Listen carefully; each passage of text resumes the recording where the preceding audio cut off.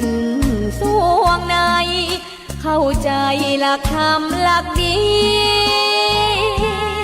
ลิ้วเพลงธรรมผูกสัมพันธ์จิตใจร่าเริงฟังสาระธรรมะบันเทิงรื่นเริงในชีวิตยามวันว่างเดินทางไปเยี่ยมสถานีนัดพบกันน้องพี่วันนี้วันดีวันเสาร์สวดมนต์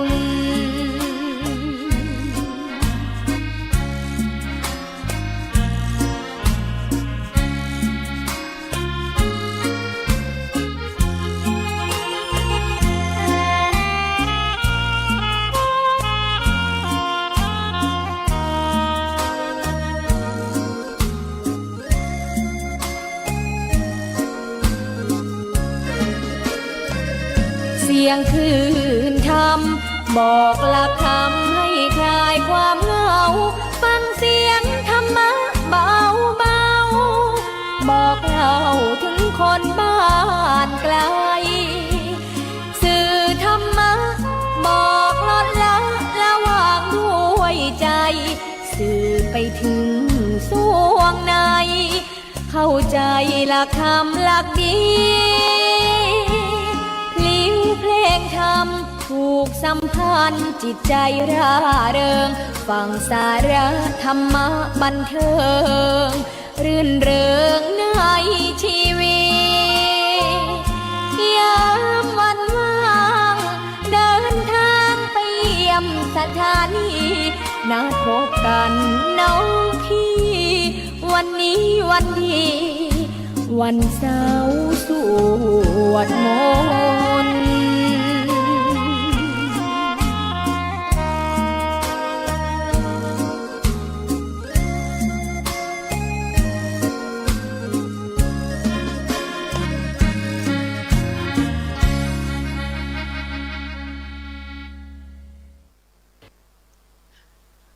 นะโมตัสสะภะคะวะโตอะระหะโตสัมมาสัมพุทธัสสะขอความนอบน้อมจงมีแด่องค์สมเด็จพระบรมศาสดาสัมมาสัมพุทธเจ้าพระธรรมและพระอริยสงฆ์สาวกทั้งหลายขอเจริญพรกับคณะศรัทธาญาติโยมสาธุชนทุกท่านวันนี้อาตมาภาพก็จะได้นำเอาเรื่องกุมภโคสกเศรษฐีอันมีมาในคัมภีร์อรรถกถาธรรมบทขุทกานิกายอัปปมาทวรรคที่2แห่งสุตตันตปิฎกมาอธิบายชี้แจงแสดงให้กับคณะศรัทธาญาติโยมสาธุชนทุกท่านดำเนินความว่าสัทธาเวรุวเนวิหารันโตสมัยหนึ่งสมเด็จพระบรมศาสดาเสด็จประทับพระอิริยาบถอยู่ณวัดเวรุวันมหาวิหารกรุงราชคฤห์ครั้งนั้นพระองค์ทรงแสดงพระธรรมเทศนาโปรดพระเจ้าพิมพิสารโดยทรงปรารภกุมภโคสกเศรษฐีให้เป็นอุปัติเหตุซึ่งมีเรื่องเล่าดังต่อไปนี้ราชคหนครสมิงหิราชคหเศรษฐิโนก็ในการครั้งหนึ่งอหิวาตกโรคได้เกิดระบาดขึ้นในบ้านของเศรษฐีชาวพระนครราชคฤห์ในกรุงราชคฤห์นั้นเมื่ออหิวาตกโรคเกิดระบาดขึ้นนั้นสัตว์เดรัจฉานทั้งหลายตั้งต้นแต่แมลงวันจนกระทั่งถึงโคเกิดล้มตายลงก่อนต่อแต่นั้นก็ลุกลามไปถึงพวกทาสและกรรมกรทั้งหลายฝ่ายพวกเจ้าของบ้านตายภายหลังเขาหมดเพราะฉะนั้นอหิวาตกโรคนั้น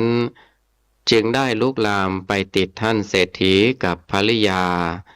ภายหลังคนทั้งปวงขณะที่ป่วยอยู่นั้น เศรษฐีกับภริยามองดูบุตรชายซึ่งยืนปฏิบัติอยู่ณที่ไกลๆด้วย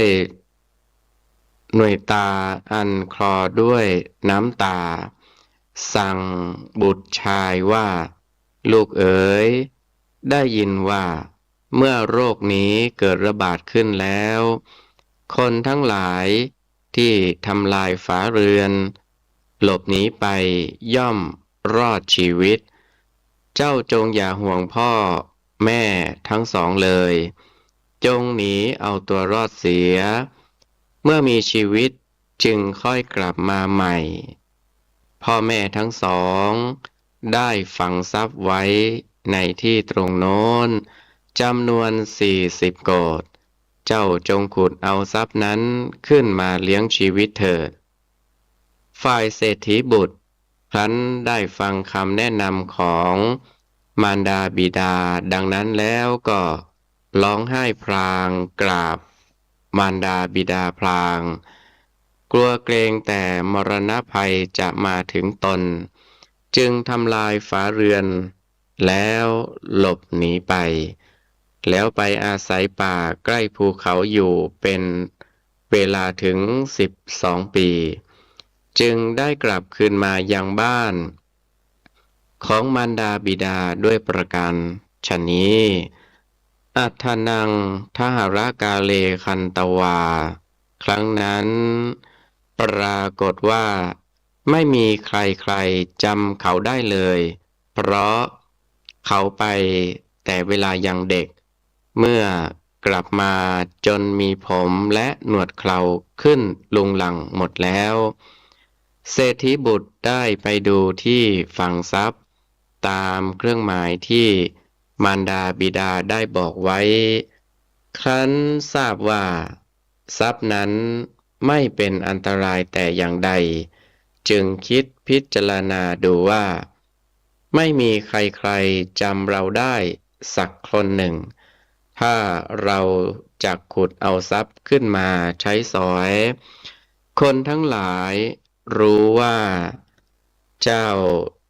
ทุกขตะบุรุษนี้ขุดค้นได้ทรัพย์แล้วก็จะจับไปเบียดเบียน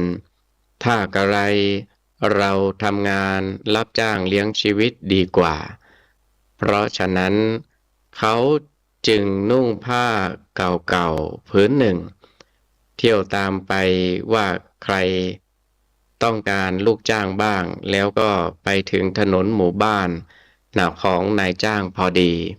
ครั้งนั้นพวกนายจ้างเห็นเขาแล้วจึงถามว่าถ้าเจ้าจักรับทำงานให้เราสักอย่างหนึ่งเราก็จักให้ข้าวเป็นค่าบำเหน็จแก่เจ้าเศรษฐีบุตรถามว่าจะให้ผมทำงานอะไรครับท่านนายจ้างบอกว่างานปลุกคนให้ตื่นและเตือนให้ทำงานถ้าเจ้าจักสามารถทำได้แล้วจงลุกขึ้นแต่เช้ามืดแล้วเที่ยวไปบอกคนทั้งหลายว่าพ่อมหาจำเริญทั้งหลายจงลุกขึ้นหากินเถิดจงผูกเกวียนจงเทียมโคเวลานี้เป็นเวลาที่ช้างและม้าเป็นต้นจะไปกินหญ้าแล้วแม่มหาจำเริญทั้งหลายจงพากันลุกขึ้นเถิดจงพากันต้มข้าวยาคูและหุงข้าวเถิดเศรษฐีบุตรตกลงรับทำงานนั้นแต่นั้นนายจ้างจึงได้ให้เรือนเป็นที่อยู่ณที่ใกล้ๆแก่เศรษฐีบุตรนั้นหลังหนึ่งเศรษฐีบุตรก็ได้ลงมือปฏิบัติงานนั้นทุกๆวันสืบมาอัฏฐสะเอกทิวสังราชาอยู่ต่อมาภายหลังวันหนึ่งพระเจ้าพิมพิสารพระเจ้าแผ่นดินแคว้นมคธได้ทรงสดับเสียงร้องปลุกมหาชนของเศรษฐีบุตรนั้นก็พระเจ้าพิมพิสารนั้นทรงมีความรู้ลักษณะเสียงร้องของคนทั้งปวง เพราะฉะนั้นจึงได้มีพระราชดำรัสว่าเสียงนั้นเป็นเสียงของคนมีทรัพย์ขณะนั้นมีพระสนมของพระเจ้าพิมพิสารองค์หนึ่งประทับอยู่ณที่ใกล้ๆนั้นได้ทรงทราบพระราชดำรัสดังนั้นจึงทรงดำริว่าในหลวงคงจักไม่ทรงรับสั่งพล่อยๆไปเราควรจะรู้จากบุรุษเจ้าของเสียงนี้ให้จงได้แล้วก็ส่งมหาดเล็กคนหนึ่งไปสืบดูว่าพ่อมหาจำเริญเจ้าจงไปดูทีจงรู้ว่ามันเป็นใครมหาดเล็กรีบไปโดยเร็วเห็นเศรษฐีบุตรนั้นแล้วกลับมากราบทูลว่าบุรุษนั้นเป็นคนกำพร้าที่ทำการรับจ้างของพวกนายจ้างคนหนึ่งพระเจ้าค่ะฝ่ายพระเจ้าพิมพิสารได้ทรงสดับตามที่มหาดเล็กกราบทูลรายงานแล้วก็ทรงนิ่งเสียแต่แม้วันที่สองและวันที่สามครั้นได้ทรงสดับเสียงของเศรษฐีบุตรนั้นก็ยังทรงมีพระราชดำรัสยืนยันอยู่เหมือนอย่างนั้นฝ่ายพระสนมนั้นก็ทรงดำริเหมือนอย่างนั้นแล้วทรงส่งมหาดเล็กไปดูอีกเมื่อมหาดเล็กกราบทูลยืนยันว่าเป็นคนกำพร้าจึงทรงตระหนักพระทัยว่าแม้ในหลวงจะได้ทรงยินรายงานของมหาดเล็กว่าบุรุษเจ้าของเสียงนั้นเป็นคนกำพร้าพระองค์ก็ไม่ทรงเชื่อยังทรงมีพระราชดำรัสยืนยันอยู่บ่อยๆว่าเสียงนั้นเป็นเสียงของคนมีทรัพย์มากในเรื่องนี้จะต้องมีเหตุอันสมควรแน่นอนควรที่เราจะสอบสวนดูเรื่องนี้ให้ทราบตามความเป็นจริงให้จงได้ครั้นแล้วจึงกราบทูลพระราชาว่าข้าแต่พระองค์ผู้ทรงพระคุณอันประเสริฐหม่อมฉันได้ทรัพย์สัก1,000แล้วจักพาพระธิดาไปทำให้ทรัพย์นั้นไหลเข้ามาสู่ราชตระกูลให้จงได้เพคะพระราชาจึงได้ทรงรับสั่งให้พระราชทานทรัพย์แก่พระสนมนั้นไป1,000ด้วยประการฉะนี้สาตังคเหตวาฝ่ายพระสนมนั้นรับพระราชทานทรัพย์1,000แล้วให้พระธิดาทรงนุ่งผ้าอย่างหมองหม่นพื้นหนึ่งแล้วพร้อมกับพระธิดานั้นออกจากพระราชมณฑีไปทำเป็นเหมือนคนเดินทางตรงไปยังถนนที่หมู่บ้านนายจ้างเสด็จเข้าไปยังเรือนหลังหนึ่งแล้วทรงถามว่าคุณแม่เจ้าคะพวกดิฉันเป็นคนเดินทางใครจะขอพักอาศัยอยู่ณที่นี้สักวัน2 วันแล้วก็จากไปเจ้าของบ้านตอบว่าแม่มหาจำเริญคนในเรือนนี้มีมากแม่ไม่อาจจะพักอยู่ในเรือนนี้ได้นั่นบ้านของนายกุมภโคสกะว่างเปล่าเชิญพากันไปพักณที่นั้นเถิดพระสนมไปที่บ้านของนายกุมภโคสกะแล้วพูดว่านายขาพวกดิฉันเป็นคนเดินทางใครที่จะขอกรุณาพักอาศัยอยู่ในบ้านของท่านนี้สัก2-3 วันแม้จะได้ถูกเศรษฐีบุตรนั้นปฏิเสธแล้วปฏิเสธเล่าก็พยายามวิงวอนว่านายขาพวกดิฉันจะขออาศัยอยู่สักวันเดียวเฉพาะวันนี้เท่านั้นแล้วจากไปแต่เช้ามืดทีเดียวแล้วก็ไม่ยอมออกไปจากบ้านครั้นพระสนมได้พักอาศัยอยู่ในบ้านของเศรษฐีบุตรนั้นแล้ว พอวันรุ่งขึ้นเวลาที่เศรษฐีบุตรจะไปทำงานในป่าพระนางได้ทรงออดอ้อนว่านายขาการุณาให้ค่าอาหารของนายไว้แล้วจึงไปดิฉันจะจัดปรุงอาหารไว้ให้นายเจ้าค่ะเมื่อเศรษฐีบุตรนั้นปฏิเสธว่าอย่าเลยแม่คุณฉันจะหุงหารับประทานอาหารเองโดยลำพังพระนางก็ตามรบเร้าบ่อยๆพอรับเอาค่าอาหารที่เศรษฐีบุตรนั้นให้แล้วก็ไปจ่ายเอาโภชนะและข้าวสารชนิดที่หนึ่งเป็นต้นมาจากร้านตลาดแล้วก็หุงข้าวสุกอย่างละมุนละไมทำกับข้าวอย่างอร่อย2-3อย่างตามแบบที่ปรุงในพระราชวังเมื่อเศรษฐีบุตรกลับมาจากป่าแล้วก็จัดให้รับประทานในทันใดทันนั้นพระสนมครั้นทรงทราบว่าเศรษฐีบุตรนั้นได้รับประทานอาหารที่มีโอชารสแล้วก็ถึงความเป็นผู้มีจิตใจอ่อนจึงฉวยโอกาสพูดวิงวอนว่านายขาพวกดิฉันยังบอบช้ำจากการเดินทางอยู่ขอความกรุณาอยู่ในบ้านของนายนี้อีกสัก1-2 วันเถิดเศรษฐีบุตรก็รับคำให้พักอาศัยอยู่ตามความปรารถนาอัฏฐสะสายัมปิปุณทิวเสแม้ในวันรุ่งขึ้นเวลาเย็นพระสนมก็ได้ปรุงแต่งอาหารอย่างอร่อยไว้ให้เศรษฐีบุตรนั้นอีกและคันรู้ว่าเศรษฐีบุตรมีจิตอ่อนจึงฉวยโอกาสวิงวอนอีกว่านายขาพวกดิฉันขอความกรุณาพักอาศัยอยู่ณที่นี้อีกสัก2-3 วันเจ้าค่ะเมื่อพระสนมพักอยู่ที่บ้านนั้นได้เอามีดอย่างคมเลาะขอบเตียงของเศรษฐีบุตรภายใต้แม่แคร่ณที่นั้นไว้เมื่อเศรษฐีบุตรกลับมาพอขึ้นนั่งเตียงก็ได้ห้อยหย่อนลงไปข้างล่างเศรษฐีบุตรจึง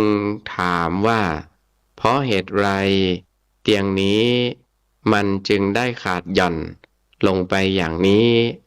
พระสนมตอบว่านายขาดิฉันไม่อาจที่จะห้ามพวกเด็กเล็กๆมันพากันมารวมกลุ่มเล่นอยู่ณที่ตรงนี้เศรษฐีบุตรจึงบ่นว่าแม่มหาจำเริญ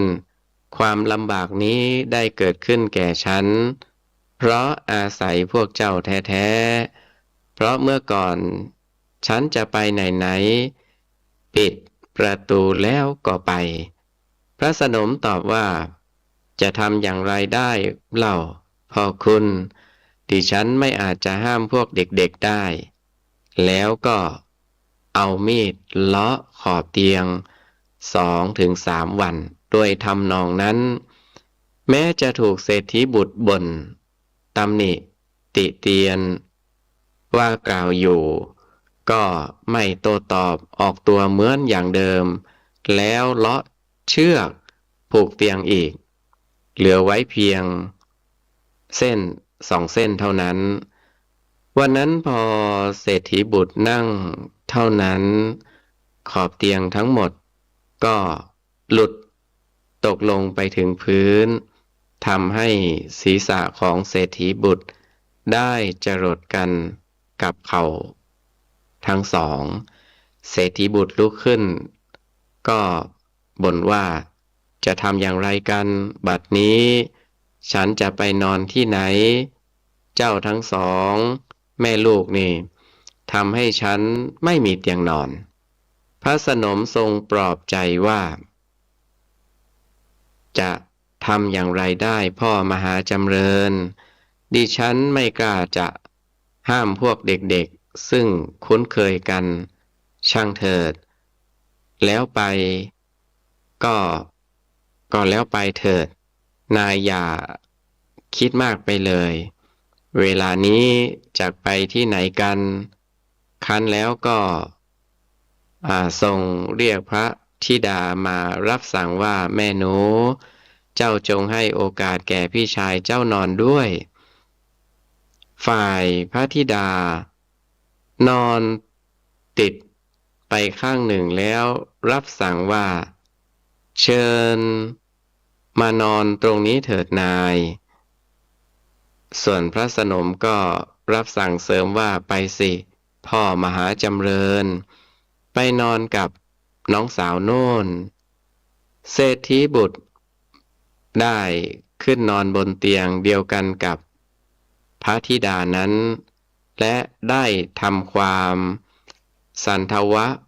สมัครรักใคร่กันในวันนั้นนั่นแลฝ่ายพระธิดาได้เกิดความทรงกันแสงขึ้นขณะนั้นพระมารดาจึงรับสั่งถามว่าแม่หนูเจ้าร้องไห้ทำไมกันพระธิดาทูลว่าคุณแม่คะเหตุนี้ได้เกิดขึ้นแล้วพระมารดารับสั่งว่าช่างเถิดแม่ใครจะมากล้าทำอะไรได้การที่เจ้า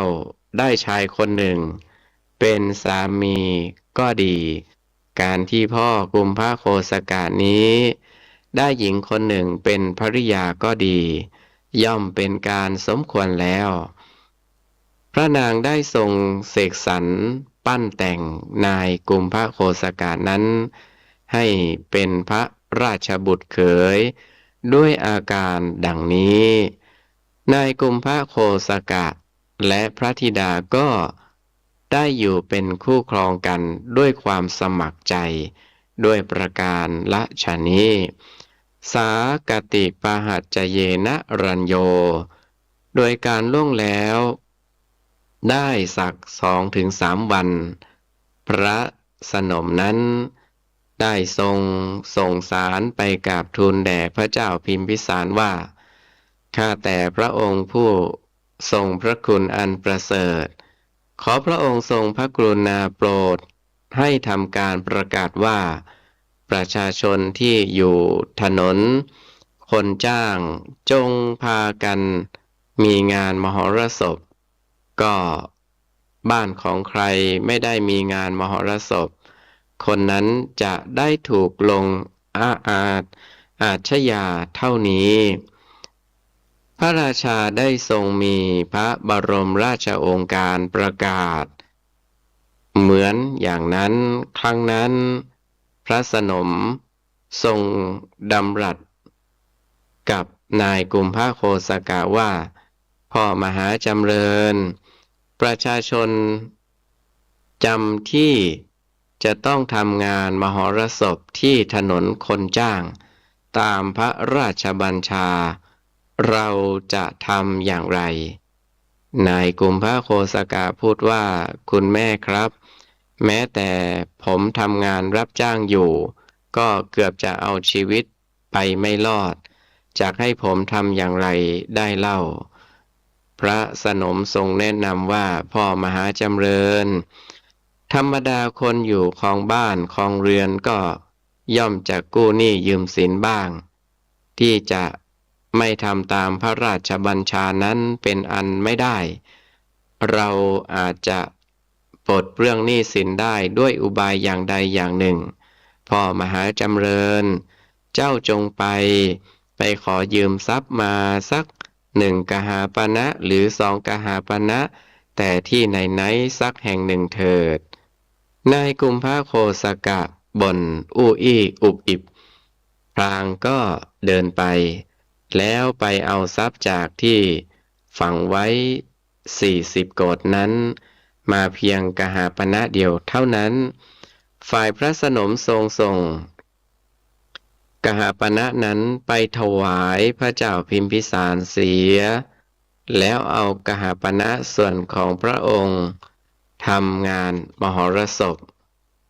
ครั้นโดยการล่วงมาสัก2-3 วันพระนางก็ได้ส่งสารไปกราบทูลพระราชาเหมือนครั้งแต่ก่อนอีกพระราชาก็ได้ทรงพระกรุณาโปรดบัญชาไปอีกว่าประชาชนจงพากันมีงานมหรสพเมื่อใครไม่ได้ทำมหรสพจะได้รับพระราชอาญาประมาณเท่านี้ฝ่ายกุมภโคสกะเมื่อถูกพระสนมทรงรับสั่งรบเร้าเบียดเบียนเหมือนครั้งก่อนอีกก็ได้ไปเอาทรัพย์มาให้3 กหาปณะส่วนพระสนมได้ส่งกหาปณะทั้งหมดแม้นั้นไปถวายพระราชาขันการล่วงมาได้อีก2-3 วันพระสนมก็ได้ส่งสารไปกราบทูลพระราชาอีกว่าคราวนี้ขอพระองค์ทรงพระกรุณาโปรดทรงราชบุตรทั้งหลายทรงราชบุรุษทั้งหลายมาเชิญเอานายกุมภโคสกะนี้เข้าไปเฝ้าเถิดเพคะฝ่ายพระเจ้าพิมพิสารก็ได้ทรงส่งราชบุรุษทั้งหลายไปเชิญตัวนายกุมภโคสกะพวกราชบุรุษไปถึงถนนคนจ้างนั้นแล้วเที่ยวถามหาไปว่าคนไหนที่ชื่อว่ากุมภโคสกะคันพบนายกุมภโคสกะแล้วจึงบอกว่าท่านผู้เจริญขอเชิญท่านไปในหลวงทรงรับสั่งให้ท่านเข้าเฝ้านายกุมภโคสกะพอได้ทราบดังนั้นก็ตกใจกลัวจึงพูดอิดเอื้อนเป็นต้นว่าในหลวงไม่ทรงรู้จักข้าพเจ้าแล้วก็ไม่ปรารถนาอยากจะไปเข้าเฝ้าครั้งนั้นพวกราชบุรุษจึงพากันเข้าฉุดนายกุมภโคสกะที่มือเป็นต้นโดยพละการฝ่ายพระสนมเห็นดังนั้นจึงทรงทำเป็นทีขู่พวกราชบุรุษเหล่านั้นว่าเจ้าพวกหน้าด้านพวกเจ้าไม่สมควรที่จะเข้ายึดมือเป็นต้นของบุตรเขยของข้าแล้วทรงรับสั่งปลอบใจนายกุมภโคสกะว่ามาเถิดพ่อมหาจำเริญเจ้าอย่าเกรงกลัวเลยฉันเข้าเฝ้าในหลวงแล้วจะกราบทูลให้ทรงตัดมือของพวกที่เข้ายึดมือของเจ้าเป็นต้นให้จงได้ขันทรงปลอบดังนั้นก็ทรงพาพระธิดาล่วงหน้าไปก่อนขันถึงพระราชมณฑลแล้วจึงทรงเปลี่ยนเครื่องทรงประดับแต่งองค์ด้วยเครื่องประดับอย่างครบชุดแล้วได้เฝ้าอยู่ณส่วนข้างหนึ่งฝ่ายนายกุมภโคสกะนั้นพวกราชบุรุษก็ฉุดนำตัวไปเฝ้าอัทนังวันทิตวาทิตังราชาครั้งนั้นพระเจ้าพิมพิสารได้ทรงรับสั่งถามนายกุมภโคสกะขณะที่เขาถวายบังคมแล้วยืนเฝ้าอยู่ว่าเจ้าหรือที่ชื่อว่ากุมภโคสกะนายกุมภโคสกะกราบทูลว่าใช่แล้วพระพุทธเจ้าค่ะพระราชาตรัสถามว่าเพราะเหตุไรเจ้าจึงรวงทรัพย์ไว้บริโภคเป็นอันมากเล่านายกุมภโคสกะกราบทูลปฏิเสธว่าทรัพย์ของข้าพระพุทธเจ้ามีที่ไหนพระพุทธเจ้าข้าพระพุทธเจ้าทำการรับจ้างเลี้ยงชีพพระราชาตรัสเน้นว่าเจ้าอย่าทำอย่างนั้นเลยจะลวงข้าไปทำอะไรนายกุมภโคสกะยังกราบทูลปฏิเสธอยู่ว่าข้าพระพุทธเจ้ามิได้ลวงพระพุทธเจ้าข้าทรัพย์ข ของข้าพระพุทธเจ้าไม่มีจริงๆทันใดนั้นพระราชาจึงทรงเอากหาปณะ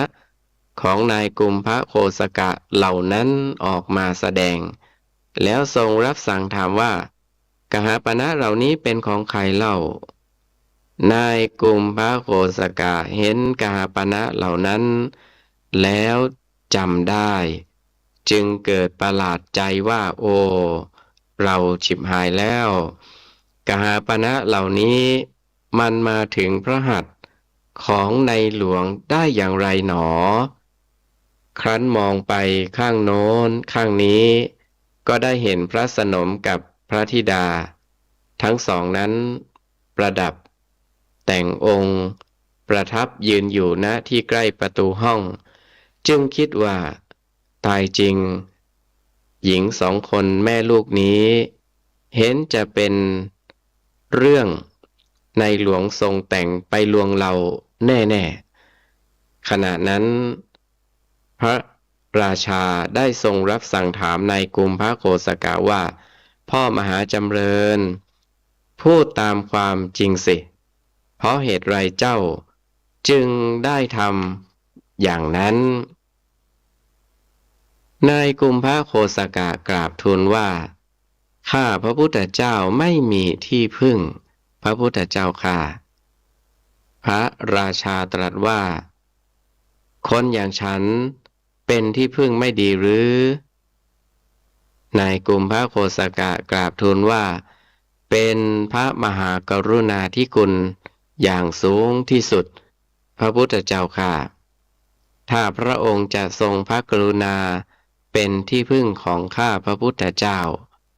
พระราชาตรัสว่า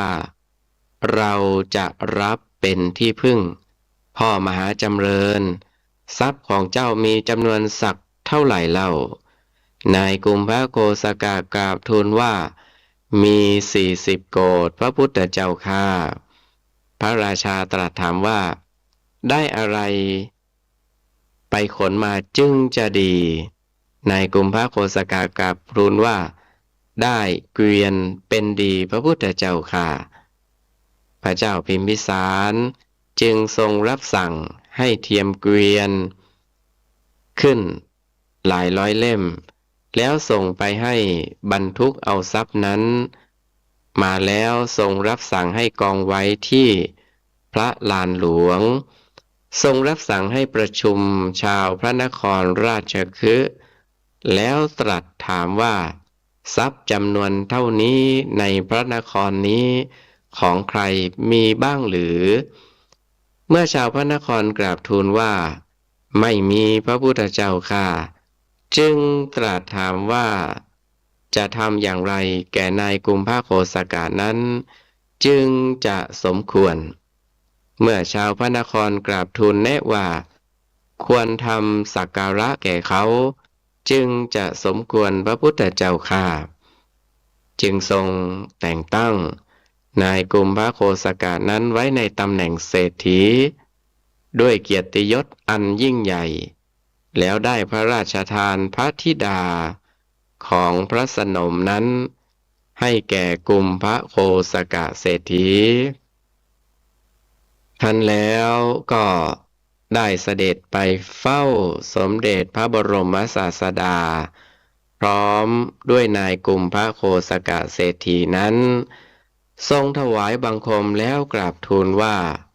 ข้าแต่สมเด็จพระพุทธองค์ขอจงทรงทอดพระเนตรดูบุรุษนี้เถิดคนเจ้าปัญญาเห็นปานดังนี้ย่อมไม่มีแม้ถึงเขาจะมีสมบัติตั้ง40 โกฏก็ไม่ทำอาการเย่อหยิ่งหรือเหตุสักว่าความถือตนถือตัวทำเป็นเหมือนคนกำพร้านุ่งผ้าเก่าๆทำการรับจ้างเลี้ยงชีพอยู่ที่ถนนคนจ้างหม่อมฉันจะรู้จักเขาได้ก็โดยใช้อุบายอย่างนี้แล้วให้เชิญตัวเขามาให้รับสารภาพถึงความเป็นคนมีทรัพย์ให้ไปขนเอาทรัพย์มาแล้วตั้งเขาไว้ในตำแหน่งเศรษฐีแม้หม่อมฉันก็ได้ยกพระธิดาให้เขาคนหนึ่ง คนเจ้าปัญหา คนเจ้าปัญญา เห็นปานดังนี้ หม่อมฉันไม่เคยเห็นเลยพระพุทธเจ้าค่ะ ตังสุตวาสัทธาฝ่ายสมเด็จพระบรมศาสดาครั้นได้ทรงสดับพระราชดำรัสของพระเจ้าพิมพิสารที่ทรงกราบทูลดังนั้นแล้ว ได้ตรัสประทานพระพุทธโอวาทว่า ดูก่อนมหาบพิตรความเป็นอยู่ของคนผู้เลี้ยงชีพอยู่เหมือนอย่างนายกุมภโคสกะเศรษฐีนั้น ชื่อว่าความเป็นอยู่โดยชอบธรรม ส่วนการงานเช่นโจรกรรมเป็นต้น ย่อมส่งผลบีบคั้นเบียดเบียนตนเอง ทั้งในโลกนี้และในโลกหน้า ขึ้นชื่อว่า ความสุข อันมีโจรกรรมเป็นต้นเป็นเหตุให้เกิดนั้นย่อมไม่มี เพราะว่าในคราวที่คนหมดสิ้นทรัพย์แล้วทำการกสิกรรม หรือทำการรับจ้างเลี้ยงชีวิตนั่นแล ชื่อว่าเป็นอยู่โดยชอบธรรม จริงอยู่ ความเป็นใหญ่ย่อมเจริญอย่างแน่นอนแก่คนผู้ถึงพร้อมด้วยความเพียรถึงพร้อมด้วยสติ มีการงานทางกายและวาจาสะอาดใคร่ครวญด้วยปัญญาแล้วจึงทำผู้สำรวมระวังกายวาจาใจเลี้ยงชีพอยู่โดยชอบธรรมดำรงอยู่ในความไม่ประมาทครั้นแล้วทรงแสดงพระธรรมเทศนา โปรดพระเจ้าพิมพิสารและกุมภโคสกะเศรษฐีเป็นต้น ด้วยพระพุทธนิพนธคาถาเป็นปัจฉิมพจน์ดังนี้ ยศคือความเป็นใหญ่และความสมบูรณ์โดยโภคสมบัติหรือการสรรเสริญเกียรติคุณย่อมเจริญยิ่งแก่บุคคลผู้มีความขยันหมั่นเพียรผู้มีสติมีการงานสะอาดใคร่ครวญแล้วจึงทำผู้สำรวมระวังเลี้ยงชีวิตโดยชอบธรรมและไม่ประมาทกุมภโคสกะเศรษฐีทรงญาณไปตามกระแสพระธรรมเทศนาโดยโยนิโสมนสิการเป็นอันดีในเวลาจบพระธรรมเทศนาพุทธนิพนธกถาก็ได้ดำรงอยู่ในโสดาปัตติผลแม้คนเหล่าอื่นเป็นอันมากก็ได้บรรลุโสดาปัตติผลเป็นต้นโดยสมควรแก่อุปนิสัยของตนพระธรรมเทศนาครั้งนั้นได้สำเร็จเป็นประโยชน์แก่มหาชนเป็นอันมากด้วยประการฉะนี้แลลำดับนี้จะได้วิสัชนาอธิบายความในท้องนิทานและในพระธรรมเทศนาพุทธนิพนธคาถาโดยอาศัยหลักอรรถกถาในและโดยอัตโนมัตยาธิบายเพื่อเพิ่มเติมสติปัญญาฉลองศรัทธาบารมีเพิ่มพูนกุศลบุญญราศีส่วนธรรมสวนะใหม่แก่สาธุชนพุทธบริษัททั้งหลายสืบต่อไปประการที่หนึ่งในนิทานเรื่องนี้ตอนต้นให้เราได้ทราบความเป็นอยู่ของคนในสมัยพุทธกาลโน้นว่าการแพทย์ทางรักษาอหิวาตกโรคยังไม่เจริญเหมือนสมัยปัจจุบันนี้เพราะว่าแม้คนถึงขนาดเศรษฐีเช่นเศรษฐีชาวเมืองราชคฤห์พร้อมทั้งภริยาซึ่งเป็นบิดามารดาของกุมภโคสกะเศรษฐีก็ยังจนปัญญา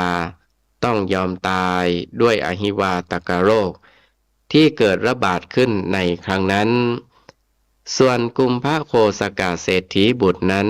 ที่รอดชีวิตมาได้ เพราะหลบหนีไปซ่อนตัวอยู่ในป่าถึง12 ปี โรคอหิวานี้นั้นได้แก่โรคหลงราก มีพิษรุนแรงและขยายตัวลุกลามไปได้อย่างรวดเร็วเหมือนพิษงูพิษในสมัยโบราณ เมื่อการแพทย์ยังไม่เจริญไม่รู้จักวิธีที่จะป้องกันอย่างไรนั้น เมื่อโรคนี้เกิดระบาดขึ้นที่ตำบลใดประชาชนต้องพาลูกพาหลานอพยพหลบหนีไปซ่อนอยู่ในป่าอันห่างไกลและห้ามมิให้คนไปมาติดต่อกันจึงจะรอดพ้นจากโรคนี้ได้ในชีวิตของผู้รจนานี้เมื่อยังเป็นเด็กอยู่ขนาด10 ขวบปีเคยได้ประสบกับอหิวาตกโรคนี้มาครั้งหนึ่งหมู่บ้านตั้ง500 หลังคาเรือนต้องอพยพ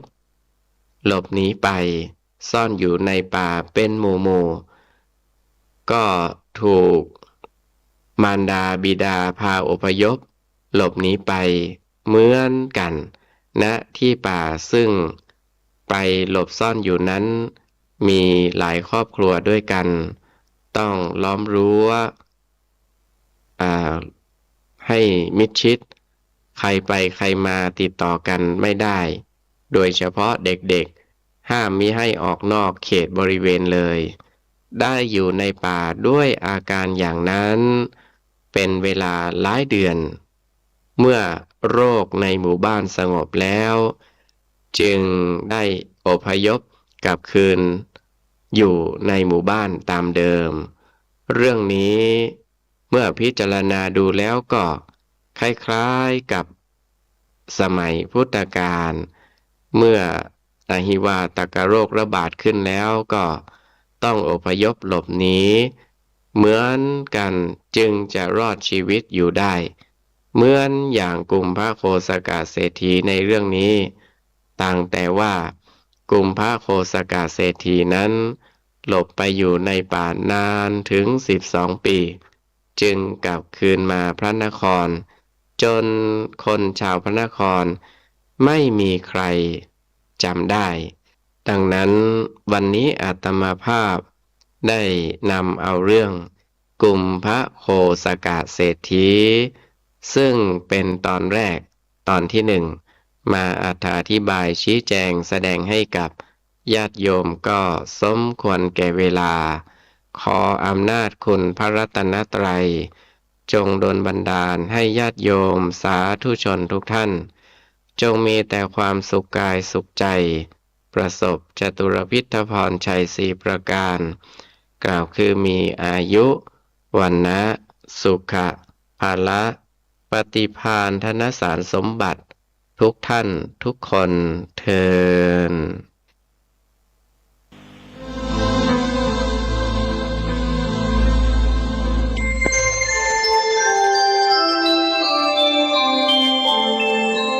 ขณะนี้ท่านกำลังฟังสถานีวิทยุกระจายเสียง FM 104.5 เมกะเฮิรตซ์ เนื่องในโอกาสมหามงคลเฉลิมพระชนมพรรษา 6 รอบ 28 กรกฎาคม 2567 รัฐบาลไทยโดยกระทรวงวัฒนธรรมกรมการศาสนาร่วมกับรัฐบาลสาธารณรัฐอินเดียโดยสถานเอกอัครราชทูตอินเดียประจำประเทศไทยสถาบันโพธิคยาวิชาลัย 980 หน่วยงานภาครัฐและภาคเอกชนดำเนินโครงการอัญเชิญพระบรมสารีริกธาตุและพระอรหันตธาตุของพระสารีบุตรและพระโมคคัลลานะจากสาธารณรัฐอินเดียมาประดิษฐานเป็นการชั่วคราวณประเทศไทยเพื่อเฉลิมพระเกียรติพระบาทสมเด็จพระเจ้าอยู่หัวและเสริมสร้างความสัมพันธ์อันดีระหว่าง2 ประเทศการดำเนินการในครั้งนี้สืบเนื่องมาจากโครงการธรรมยาตราจากมหานาทีคงคาสู่ลุ่มน้ำโขงสก